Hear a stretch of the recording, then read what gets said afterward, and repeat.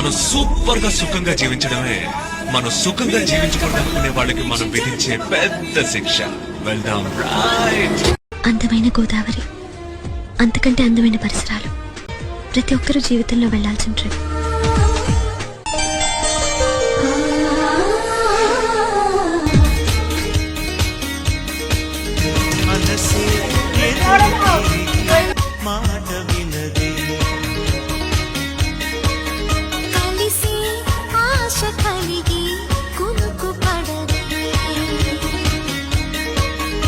మొదలై